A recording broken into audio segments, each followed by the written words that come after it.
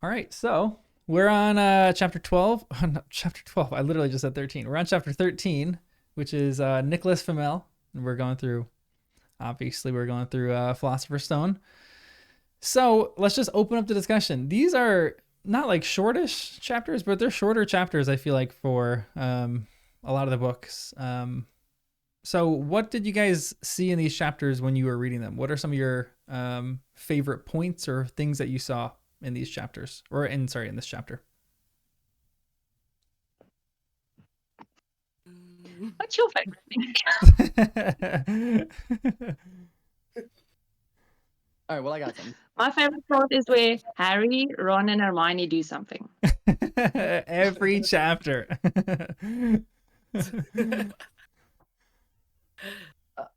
So I wrote down if he backs out of this match against Hufflepuff, that Gryffindor can't play. But I want to say that's like contradictory to something else in later on in the books, right? When Malfoy gets hurt and his Slytherin can't play, or at the end of this one when like he's not playing because he's been injured at the inside the underneath the trapdoor. Yeah. Is that right? Something along those lines. Like they lose it at the end of this year for chapter 2. You know, in this book, don't they? The is this for the house points? I don't know, not the health points, but the actual the Quidditch. Oh, that's right. That's right. Yeah. Because I want to say like because he gets injured down in the basement with Quirrell and Voldy, he's in the hospital wing during the last game, and they lose it because he's not there or something like that. Or they Yeah. Is that what I'm remembering correctly? Yeah. Yeah. Yeah. So it's like they ended up playing without him anyways, and somebody else filled in his spot, or they just had to cancel it. That's a good question. I always figure they played someone and didn't they say they got flattened? I don't know. Yeah. I know what's coming up. No, we haven't gotten there yet, but Yeah. I remember that being an issue with that. And then in this one, he's like, I can't back out because then we can't play. And then I want to say in the later books, when Malfoy joins, Malfoy gets injured or something, he can't play. So Slytherin doesn't have to play a whole game because of that issue or something like that. And, Maybe it was the timing. I always thought the timing of that game was really weird because it was after finals. It's like after finals, right before they're about to go home. So I guess they can't really reschedule because, you know, Harry wakes up and it's like, oh, the end of the term feast. So yeah. When are they going to reschedule? So maybe it was just a scheduling error. But I always thought that too. It's a random time to have like a final game. Maybe it's nice because everyone's done with finals and you can kind of just relax and like unwind and watch a really good Quidditch game, the like last one. But that always struck me as a little strange too. But because it is true that they've rescheduled Quidditch games for other things, or like Malfoy's injured in the next one, and he just is able to go do whatever he needs to do, and like so it's strange. I don't understand that part. Yeah. Look at us. We will pay attention. Bringing up Quidditch immediately. I love that. there is a lot of Quidditch. There's more Quidditch than I thought. Everyone just shuts up. The first book has a lot. The other teams just have reserves for every position. Yeah. Except the Griffin team didn't have a seeker. Yeah. So, yeah, which is bizarre. Yeah, that's why. I wonder if they just didn't play it. Maybe in obviously someone that hasn't practiced. Yeah. You have a Gryffindor on. Just go play something. Yeah, they threw Hermione out there.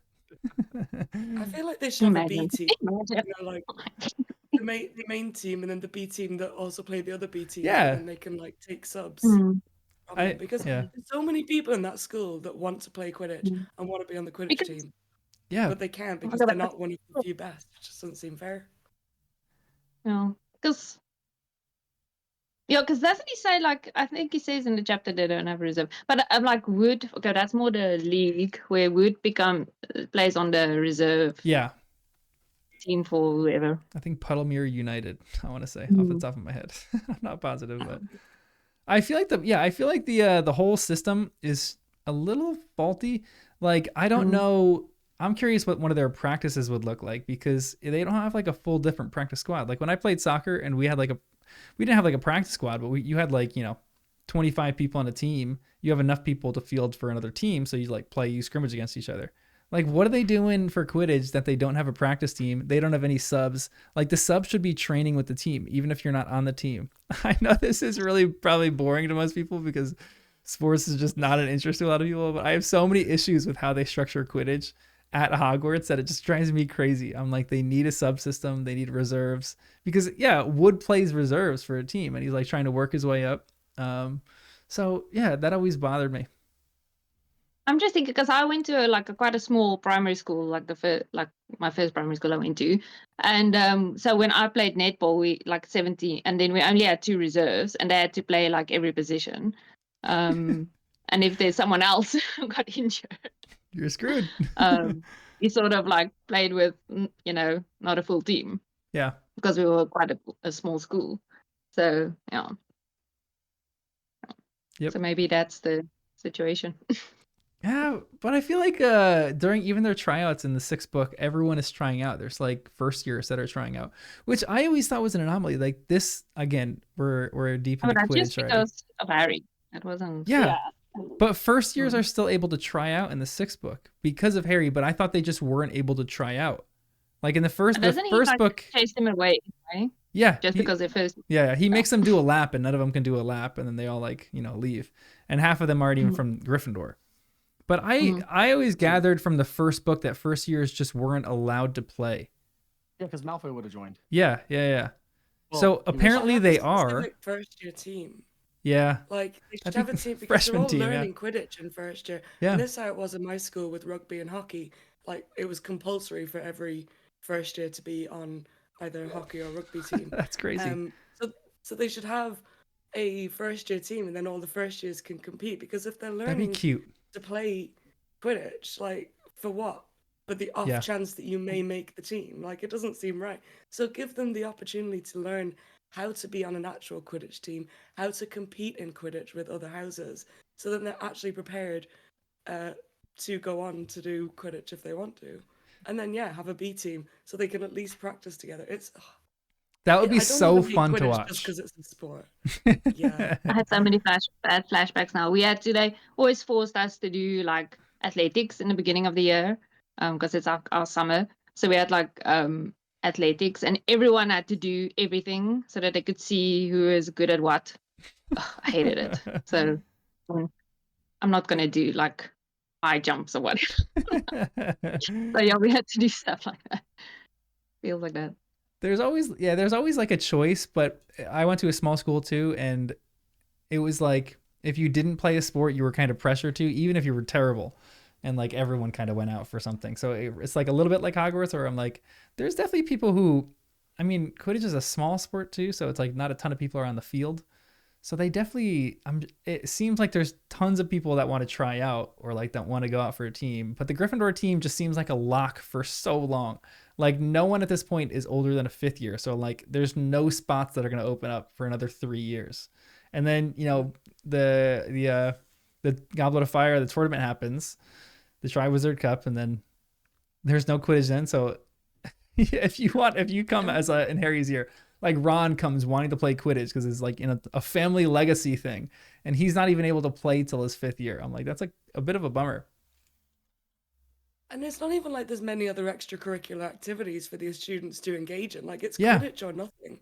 Or like that one-off dueling club, which is just a health and safety nightmare. I mean, Quidditch is as well. But like, how are these students supposed to do anything outside of their schooling activities? Mm-hmm. They can't hang out in each other's common rooms. Like they're very much limited in what they can do.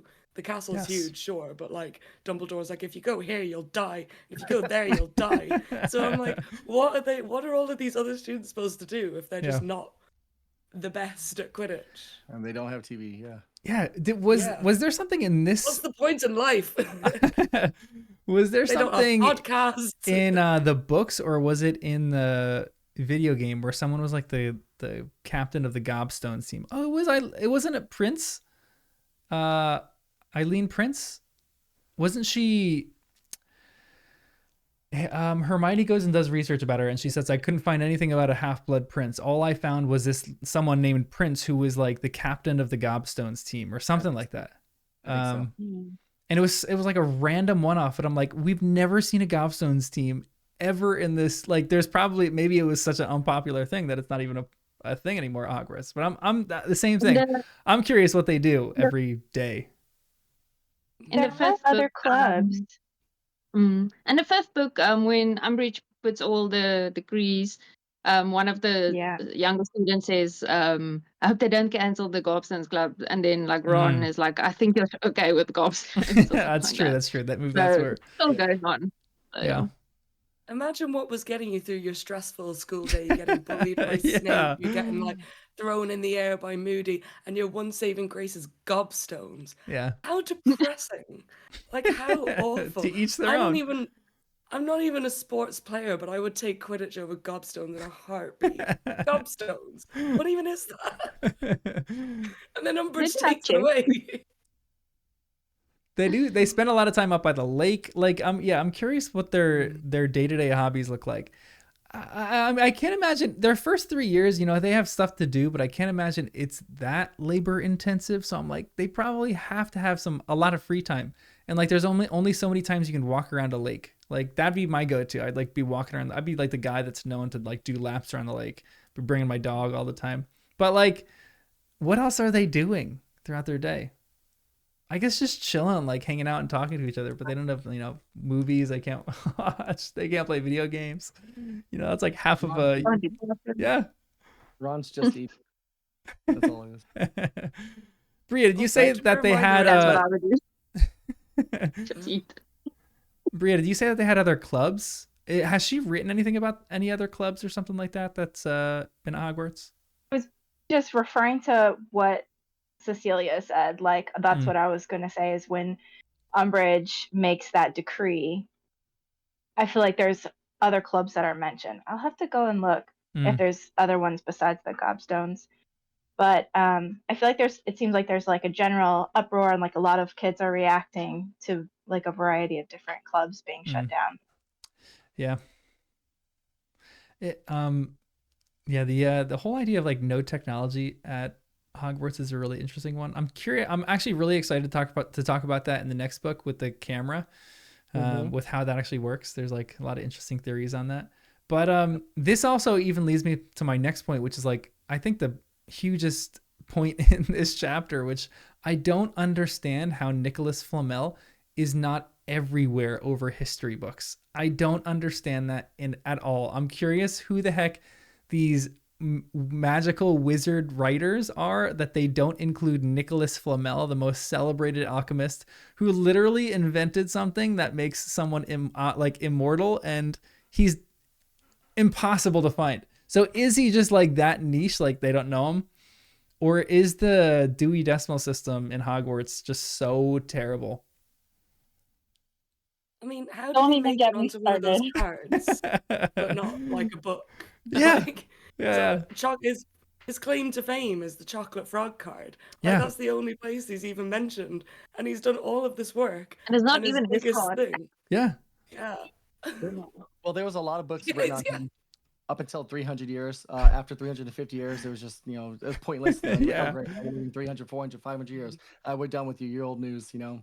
So Well, actually, that's a fair point. Maybe that is a point to it. Maybe there were a lot of books, and because it talks about Dumbledore being like an acquaintance with him, maybe they were only looking at books that were in the last like 100 years that were written, and they weren't really looking at previous years. But then again, the discovery. What does the chocolate frog card say exactly? He's noted for his work in alchemy with Nicholas Flamel. So what is Dumbledore's work in alchemy? Because he had invented the elixir of life before that. No, that's how he stayed alive. Probably something. The useful dragon blood. Oh, interesting. Maybe they helped. Maybe. Maybe one of the uses was something. Yeah. No. But according to Rita Maybe Skeeter, this one was all the rage when he invented it. Yeah. And they, but then after that, no one wrote up about him. That's a part that I don't understand about the library in Hogwarts. I'm like, how does this guy not have anything written about him? Like, yeah, it may just be like Chewie said, like he's just old news now. Yeah, for sure. And then he created this Philosopher's Stone, but by then they were like, meh, Yeah. you know, we don't care. Maybe I they're don't know. just yeah. I mean, But that's- Hermione is listening in History of Magic. If you're in that class, I feel like one of the first lessons you're going through is like, the major people. I don't know if they're just starting at the beginning and going from there. But that class would be so fun to take. Just as a side note, I would love that. But that I wonder if that's I just, need to. like he would rather be a potion subject than a history of magic subject or like topic. I don't know. I don't know. I don't know really anything about alchemy or anything like that. So it's What do you like teach about him? Do you just teach he did this and then that's Well, that? Or if- do you do potions rather There's a this is stone what he forever. That's pretty interesting. No, but I mean like do you teach his history or like do you teach the stuff that he did? You know? Well, that's a fascinating one because the elixir of life and producing the Sorcerer's Stone isn't a taboo subject because it's on a chocolate frog card. I'm curious if they would ever have a chocolate frog card and they would say like, this person is the first known maker of a Horcrux. Like no one in the wizarding world has heard of it, but maybe that's such a rare chocolate frog card. It comes up, they like put one of them. So, this is the first known maker of a Horcrux. or 7. Yeah, exactly. Yeah. Ooh, I kind of like that. Great marketing right Imagine you collect all of the chocolate frogs and you destroy Voldemort. there. That's really how it should have been done. Yeah. But I'm curious that this isn't more of a taboo subject, like being able to create this. Because maybe it's just that almost impossible to create that Nicholas Flamel was just really good at what he did and he was able to create the Sorcerer's Stone and therefore create the elixir of life. But Well, I think if only one person has ever done it. yeah, true. Should be, very, very difficult. I'm just thinking like in what subject would you teach? Like for example, like when I was at university, we like learn about like Chris Barnard. We know like, okay, Chris Barnard did the first heart transplant and this is what they did during the case. Like they did this and they did the Bible like that. We didn't learn about Chris Barnard and his history and how he got to that point where he did the first transplant. So Yeah, that's kind of It true. also just may not have been on the curriculum. Like, you can't teach absolutely everything in school, so it may just not be something that comes up in exams, or they may just think it's not useful for the students. Because if you teach absolutely everything, like, there's no way you can do that. But they have 7 years of history of magic. And no the club. first thing. Yeah, they're first No year. clubs. So they got plenty of time. Yeah. Yeah, exactly. True. And for Hermione, like the library goddess herself, to not be able to find that anywhere in the library, his name is just like, what is Madame Pince doing all day? Like, how is she not organizing the library in a much better way? She's making out with Witch. I know Behind. it's behind the bookshelves in the restricted section. That's why it's called the restricted section. That is what he's taking those chains. Oh my gosh, he's oiling his chains. A very quick aside, because you just said Flitwick. I found out today that there's a town in the UK called Flitwick, and it's spelt like Flitwick, but the W is silent, which makes me think, is his name Professor Flitwick? I kind of like that more than Flitwick, if I'm being honest. Yeah. Flitwick? Sorry, it's a total aside, but I literally It's a just great found out aside. a couple of hours ago. So I'm like, maybe his name is Flitwick instead. Anyway. I kind of love that. But yeah, she should definitely be organizing the books better. What else is she doing with her life? That is her whole life. She spends all the time in the school. All she's doing is telling people to be quiet. Like, maybe just do so. Oh, there's house elves. What are they doing? I know. Except for everything. Just like, they're making the whole castle run. If house elves leave, except they're for doing everything with no pay. But other than that, just like pull them all on a random Saturday and be like, all right, we're gonna rehaul the entire library system right now. Let's create a better organizational structure. For sure. You want your attention? All right. Yeah. But I wonder if like this similar situation came up in their 6th year or in their 5th year. I mean, I think Hermione would have found the book like Yeah. pretty quickly. Yeah, maybe. I think so. It's like definitely her first year of like, you know, figuring out how to research. So, I think you're right about that. I think she would have, but then again, like there's also other points where I guess because this is more popular, but she doesn't like know about gillyweed, or she doesn't even know how to research gillyweed. So I don't know. I just think the whole library organizational system isn't great.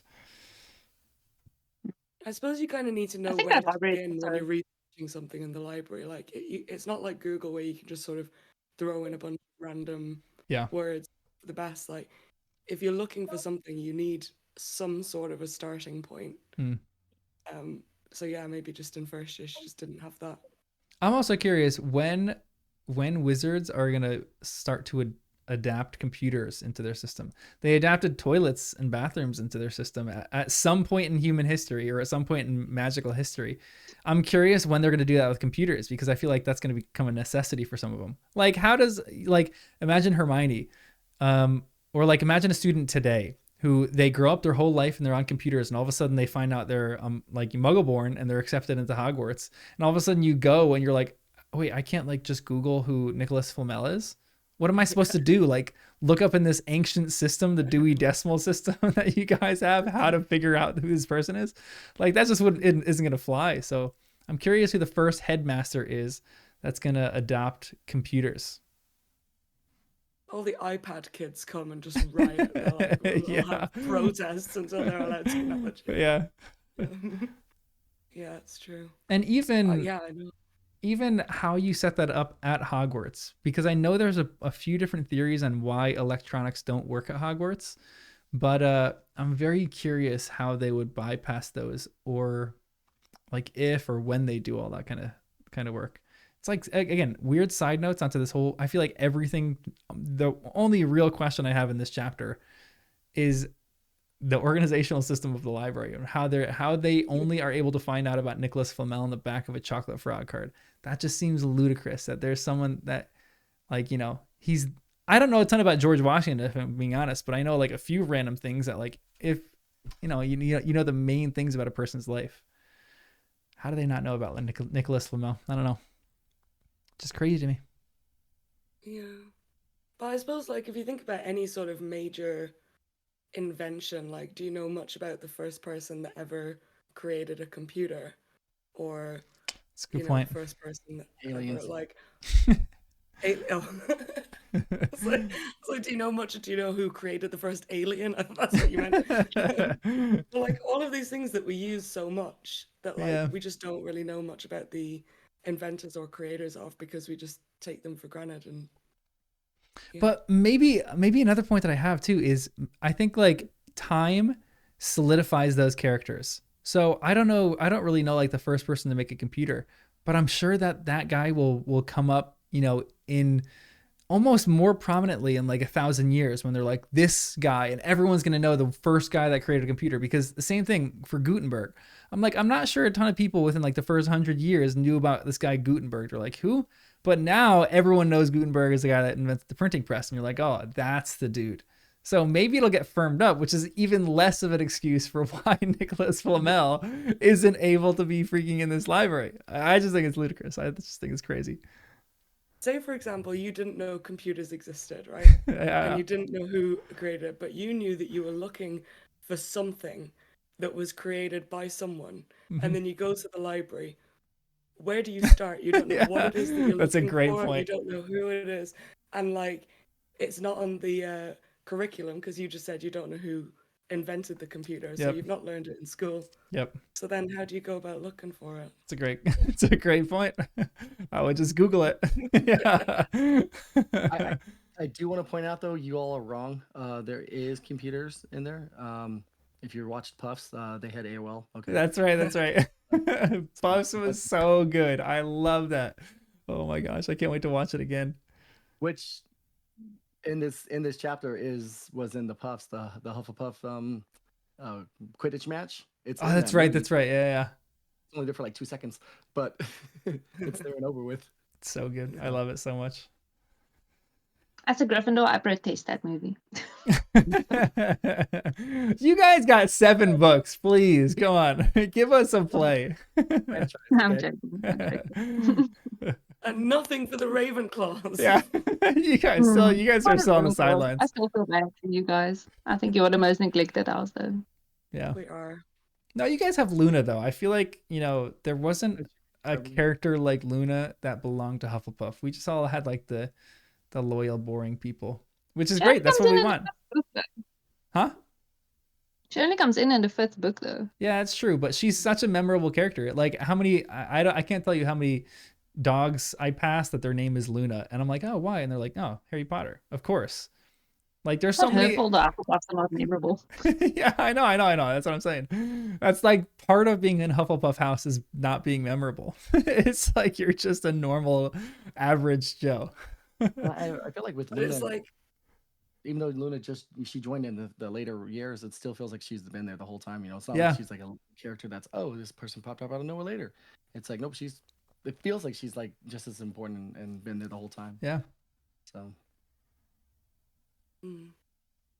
I don't know. I just feel like Hufflepuffs are so neglected that that in Yeah. itself it's a statement. Yes. So it's like you're prominent because of your lack of prominence. Yep. Yeah. yeah. Yeah, I actually kind of agree with you. I feel like Ravenclaw is the most neglected one, because Hufflepuff House we're really the most neglected, but we wear that as a badge of honor. So We like, wore that hard. yeah, so it's like We wore we're too prominent now. Exactly. What else did you guys notice or see in this chapter, in chapter 13?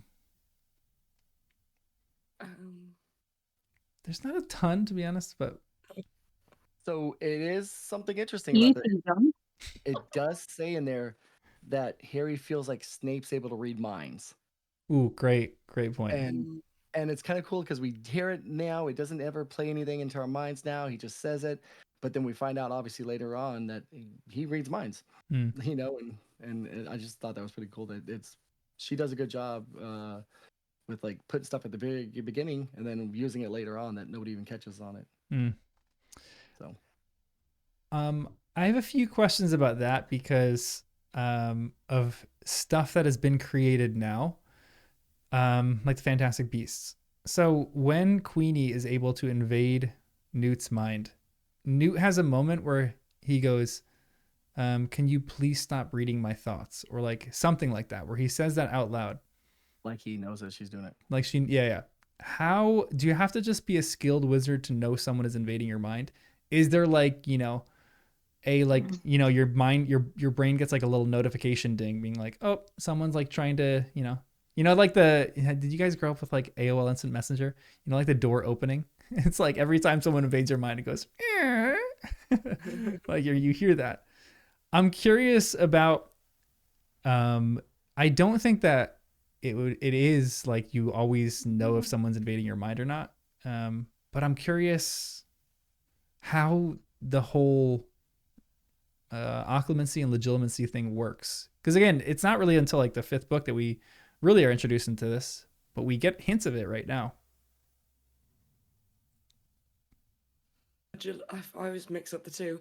Maybe if you have the ability to block it, is that occlumency or legitimacy? Occlumency, yeah. As occlumency.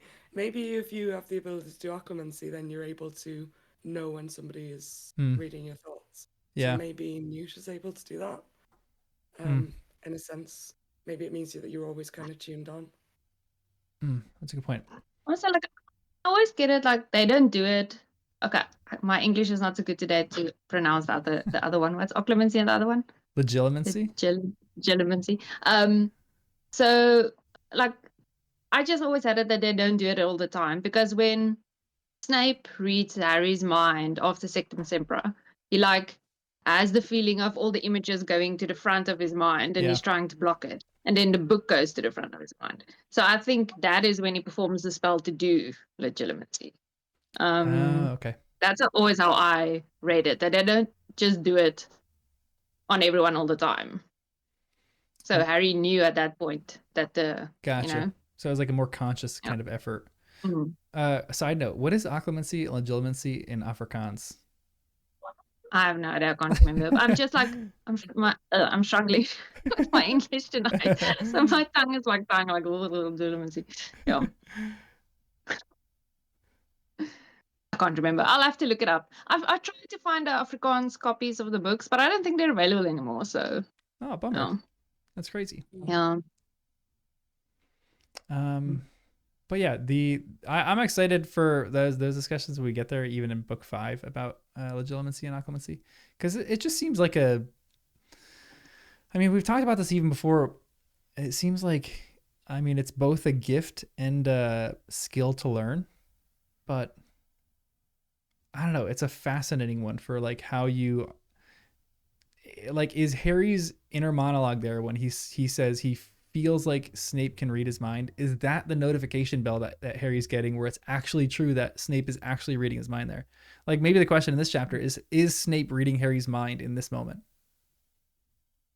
Yeah, it could be an intuition. Yeah. Like, you know, when you feel like somebody's watching you and you turn around and there's somebody staring at you and it's just like an intuition. Yeah. So maybe That's it's true. like that. Everyone's like, no, Becky, we don't get that. No, but No. like, you know, when you just sort of Yeah. get an intuition that something is happening. Yep.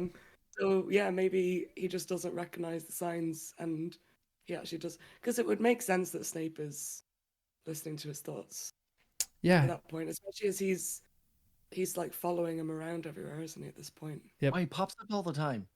Yeah. He does. And then it's horrible to him in class. He's like, Yeah. where's Harry at? Okay, he's gonna go do something. All right, I'm gonna be there in 5 seconds. And he seems to know how to. Actually, I don't know. I was gonna say he seems to know better than anybody else how to like push Harry's buttons, but I almost feel like Malfoy is able to do that. Like, I don't know though. Snape just seems like he's able to make Harry angry in a way that not a lot of other people can, and maybe he's, again, even more abusive, reading Harry's mind and figuring out his weak points so he can kind of exploit that, which is just not cool. Severus, come on. I think Snape can sort of predict what Harry's going to do as well, because he's so much like James. So it's like, I know this kid already. So I know he's going to sneak out. I know he's going to do this. And I know, you know, it's sort of a intuition on his side as well. Yeah, that's a great point. I feel like Snape just has good intuition with knowing when Harry's going to do stuff. He like wakes up. He's like, Harry's definitely out of his bed right now. I'm going to the top of the astronomy tower. Bit of a creepy obsession for an adult to have that much obsession on a child. Yep. But yeah, when he keeps like I can say they're all stuck in their youth. Yeah. When he keeps popping up everywhere in this chapter and then is like horrible to him class, it reminds me of, you know, when you were in school and you'd have a crush on somebody but you didn't want them to know, so then you'd be like rude to them, and it like reminded me of that. So like Snape keeps popping up and he's like, oh, I don't want Harry to like think that I'm trying to like help him, so then he's just extra mean to him while this is happening. That's actually, I think that's pretty profound. Like, okay, so he obviously, if he has a crush on Harry, then that's a whole different level that we need to. I don't even want to talk about that. But but here, going on to this, what if so most of us know that when he sees Harry, he's really reminded of James a lot. But what if he's doing bullying and being mean to Harry partially out of what he sees in Lily too, where like he sees Lily and he still doesn't know like what to do, so he's like purposely being mean to her because he still has a crush on, you know, Lily. He's being mean to the kid because of it. It adds it adds a weird Freudian layer onto this whole like Snape inner monologue. Well, it's his way of like fighting his emotions, isn't it? Because like I'm not saying he's gonna crush on Harry. That would be a whole other book. But like if he's getting some sort of like certain feeling, even though Harry wouldn't recognize that this is happening because it's internal, and Snape would really be trying to fight that back and be extra like. Yeah, it's a great point. You know, extra bad. Yeah, it's a great point. Wow. All right. Well, what else do you guys have in this chapter? Again, there's not a ton. I do love the Neville moments in these chapters. When he walks in, he goes, "There's no need to tell me I'm not brave enough to be in Gryffindor. Malfoy's already done that." Neville choked. Harry felt in the pockets of his robes and pulled out a chocolate frog, the very last one from the box Hermione had given him for Christmas. He gave it to Neville, who looked as though he might cry. You're worth 12 of Malfoy," Harry said. I love that. Yeah, and then he says, I don't know if you guys have Rolos in. Yeah. I don't know if they, like I said, yeah. So the ad that was always that for that, like, it's my last one, but you can have it anyway. Like, I Aw. don't know if you. I remember that from my yeah. So that always, I always say, like, that reminds me of that Harry I moment. love that. It's good marketing. Yeah, And then when he says it back to Malfoy, when he Oh, goes, I "I'm know. worth enemy" or whatever, and I'm like, it's so it's so cute, but it's also so embarrassing. Like, imagine somebody said that, you'd be like, Neville, no, that's so cringy. yeah. Like, it's so sweet that he said it, and it's so sweet that he's like started to believe it, but it's so embarrassing to say that to Mhm. to Yeah. like the person that's bullying you. Yeah. But it's also like, okay, that's it's in the next chapter but I love Ron as well in that like part where he sort of sticks up for Neville as well, Yeah. and then fights Malfoy with him. Oh, that's very cute. I love that so much. I think Ron, like, he doesn't always have a lot of tolerance for kids who are targets. I Yeah. think because he's afraid he's going to be made a target as well. And I just love that part so much because he's like, you tell him, Neville. Like, he Mm. joins him in that. I really love that. It makes me, I don't know, makes me respect Ron more, I guess. Yeah, that's actually a great point too. Like, I'm always curious. I was talking to one of my friends about this, just like, random everyday conversations about why Harry was even, or why Ron was even made prefect. Like, what is going on with that? But I think there's a point to it where, yeah, he like makes fun of little kids, who he thinks are like annoying, but he does have good moments where he like sticks up for people. I feel like that's kind of Ron at the core, and I feel like maybe he was made prefect so that he can kind of like be encouraged to bring those things out even more. But then again, he uses his prefect duties to kind of like poo-poo the first years again, and like doesn't really care about them that much. But that's this is a great Ron moment.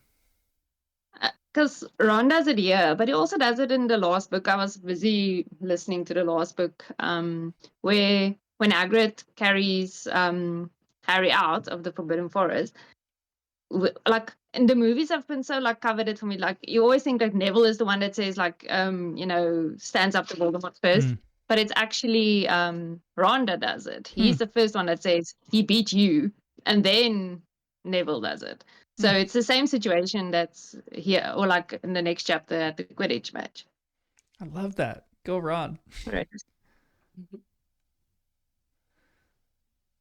Yeah. I'm very much Ron Ron has, I don't know, maybe more than any other character, so many good moments and so many bad moments, so many ups and downs. Like, he's an absolute idiot for some chapters, and then he is like absolutely perfect for other chapters. Like, we just read this one in the season 1 where we're about to read it in the Battle of Hogwarts, where he has like, it's like Ron's finest chapter, where he's like, well, what about the house elves? And they're like, Harry has an all-time bad moment where he's like, oh, so we should like tell them to fight for us? You're like, yeah, you're going to command someone to fight for you and die for you. And Ron's like, no, we should tell them to get out of the castle. And Hermione drops all the basilisk fangs and throws herself at Ron. And it's like, great moment for Ron right there. But so many ups and so many downs. He's like such an idiot in some moments, and he is so great in other moments. And like, this is just like, I think that's why maybe Ron is one of my favorite characters too. He's just very relatable. Like, everyone kind of has ups and downs, but this is like the core of who Ron is. He is like a very loyal person. He like sticks up for, the unfortunate people. But Bria, I like what you said too, in that maybe the reason Ron does kind of like, not really bully, like downplay the younger students, is because he's like afraid that he is that. That's like one of his greatest fears, I think. So I like that point. Yeah, he's got a big heart, but he's definitely conflicted in how he should behave. But that's just because of his internal thoughts. But I think when it comes down to it, he wants to do the right thing and he wants to be good, and he's got a big heart, but it just isn't always executed in the best way. Yeah, exactly. But I mean, I think out of the lot, Ron is the most. I think out of the lot, Ron is the most realistic teenage boy for me. Yeah, I'm Yeah, kind of he's with the you on most that. realistic teenage boy, but I think it's because he's got the, like, you know, in comparison to Harry anyway, he's had the most sort of normal upbringing. Mm. And he also doesn't have all the responsibility that Harry has. But yeah, I feel like he doesn't react to certain situations that well all the time. But it's us as adults are reading it now. But like teenage boys would definitely have reacted like that, Yeah. like the way he reacts Yes. in most of situations. Like he does it sometimes, and I love him because of this. He doesn't think before he talks. Mm-hmm. And that's also like played off for humor because but yeah, so yeah, I think he's the most realistic of the lot. Yeah, I feel like he's a very, very well written character for that reason. He really is the most realistic. Like he has moments where you're like, this is exact. Like I feel like every one of his moments is like, this is exactly what a teenage kid who's insecure about a ton of things, who's friends with Harry Potter would do in this situation. You know, like yeah, he's a really well written character. And this is like a huge difference between the books and the movies. It's like the movies sort of skips all of their just natural teenage instincts and just makes them all seem like, this is what they're doing and this is the journey that they're on, and they've got slight personality things. And then you read the books. Oh, that's the order I did it, and that's why I'm saying it like that. Then you read the books, you're like, oh, these are actual characters, like flawed characters. Yeah. They've got the good, they've got the bad. They're acting like teenagers. And because I was an adult when I first read the books, I was reading them being like, oh, what's wrong with these people? And I'm like, they're literally teenagers. Like, why have I got beef with these fictional teenagers? Like, they're acting the way that teenagers would act. And I'm being like, well, they should have just done this. And it's like, well, of course they didn't do that. Yeah. I wouldn't have when I was that age. Yep. I mean, yeah. I think also that's what makes them good. Yeah, sometimes as viewers, I think it's easier, like whether, like with any, TV series, movie, book, like it's kind of easy to, you're kind of in the cheap seats, like, oh, they should just do this, Yeah. And yeah, it's a lot more enjoyable when you like look at it as just more realistic, like examples of human struggles and flaws. Yeah. That's why, again, I mean, we're like, this is a podcast, well, not this specific one, but like we're kind of founded on the idea of first time reading experiences. And I just have such a fascination with, like what people experience. Like, I don't remember a lot of my feelings toward some of the characters the first time I read it. I remember like it in bits and pieces, but that's why, like, even my niece, who was actually pretty close to reading it, she might start the first book sooner than I thought. I'm so curious what she's going to think about the characters and like what it's like to process through these characters as being the same age as those characters. Cause we're like, adults, and we look back at that and we're like, oh, Ron made the right decision here. He didn't make the right decision here.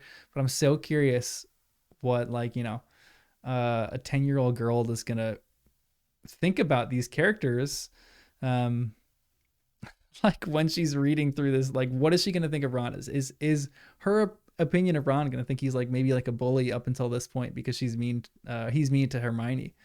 Like, I'm so curious what she's going to think of through all this stuff. You'll have to keep us updated on what you think, because I'm so Yeah, curious yeah, as well. yep. Because I'd love to know. Because obviously, as an adult, you're just thinking like, tell an adult, tell one of the Yeah. teachers. But that's like the last thing you're gonna think of when you're 11 years old. Yeah. Because why would you? Exactly. Yep. Adults are I'm so stupid. jealous. Yeah. That's a good point, because we're reading the books to our children now every night. So my daughter is 7 and my son turned 6 this week, and so we're reading them, and that's something that's funny is we're doing recaptions of what did we read last night, and they're trying to go through this stuff, and sometimes they get the details wrong. Mm-hmm. My son, of course, is a lot younger, so he's just like, who's this person? And he's asked like every night, who's Dumbledore? Who's Dumbledore? I'm like, the white beard, and like, oh, okay, But I'm just like, that's curious. That makes me want to know because my daughter's intelligent. My daughter's very smart, and she's the type that would have like feelings towards something, right? So if I asked her like, what do you think about this person and what they're doing, she would have an opinion, And then so I think I'm gonna start asking that question. Because I wish I knew what I thought about when I first read all that same. stuff. Like I do wish I had all that memories. So Well, you know what you got to do now? You got to start taking down these notes and sending them to all of us because we will all lap that up. Like, I know, exactly. Like, Yeah. have a set of questions that you could get John's notes if it's his questions Yeah. and ask the kids. Yep. now we're gonna do a 2-hour discussion now, Yeah. guys. So jealous. My nephew is only turning a year next month, so he'll have a long time to wait. Yeah. Got a lot Starting of young. time. Yeah, exactly.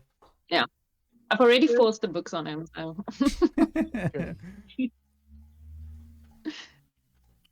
Well, I can tell you, we just we're a little bit into the 6th book now with me and my daughter, and she's a 10-year-old, and she freaking hates Ron. Really? That's fascinating. Yeah. probably Yeah, knows he boys is. are not just like him. That's why. Yeah, he's like a stupid boy. He's a stupid boy to her. That's great. I love that. That's how 10-year-old girls think of Ron. Oh, that's so She funny. loves Hermione though. Hermione is the best. Yeah. Hermione is the best. Yeah. A lot of the things like, as well, like when you're a kid, well, obviously not your kids, but you know, when I was even, if I would have read the books as a child, I would have not liked Hermione. I'd be like, why is she acting this way? And now, as an adult, like Hermione was like the one that always had her head screwed on straight, and like jumping ahead a bit, but you know, in the Prisoner of Azkaban with the broom situation, I would have been so annoyed at her as a teenager, but as an adult, I'm like, she is the one that was doing the right thing. Yeah. So it's good that she likes Hermione. That's a good good sign for your daughter to like Hermione. That is actually one thing I specifically remember on my first read because it made me so mad when Hermione hands in the broom. Now I'm like, that is clearly the right decision to make. But when I was reading it for the first time, I remember being in agony over it because because Harry doesn't get the broom immediately and he can't like practice with it. I'm like, that part hurt me. As a teenager, I was all like, you know, snitches get stitches, that sort of thing. And as an adult, I'm like, dude, just tell a grown up when something's wrong. Yeah. Like, don't handle this on your own. Yeah. Yeah, it's like I'm very excited for because my plan is to I don't know if it's going to be every chapter. I would like to do every chapter discussion with my niece and like record it. I don't know what it's going to look like, but I'm curious with her. And then she has a younger brother who I want to do it with, who he's like very much like a firecracker. He's like one of my favorite people, obviously, of all ever. He's great. He's like an athlete. So I'm curious what he's going to think about the whole series, how he's going to like certain things. It's just fun thinking about that. But what else did you guys see in this chapter specifically in the Nicholas Flamel? Any other? Nothing. I'm surprised we managed to get an hour out of this. I know, chat, seriously. to Yeah. We can keep ranting and raving about the Hogwarts library system. I can keep talking about that for hours, but anything else before we go on to favorite lines? And then we'll do the next chapter as well. I've actually got on my TV at the moment. There's a picture of the Hogwarts library. Yeah, I saw that. Yeah, it just like popped up. Good text. Just popped up. It said Hogwarts library. I was like, oh. It's like we're there. Yeah. All right. Well, everyone, what is your favorite line in this chapter? So I'll go first. So they're talking about what to do with the whole Snape being part of the Quidditch and refereeing, and Hermione's like, fake breaking a leg, and then Ron says, really break your leg, said Ron. He's like, just do it, like nonchalant. Take one for the team. Yeah, it happens all the time, right? So I love that part. That's a good part too, because Ron I'm sure Mrs. Weasley was very good at mending bones. I'm sure Ron broke something and then it was quick. So Ron's like, break a bone, it's no problem at all. And then Hermione's like, what? Are you kidding me? I love it. That's a great line. That's a best friend's line. That's how he knows you. Yeah, absolutely. I liked chess was the only thing Hermione ever lost at. Something Harry and Ron thought was very good for her. Yeah, that's my favorite line in this one too. Needs to be brought back down to earth. Yeah. Oh, it's such a good line.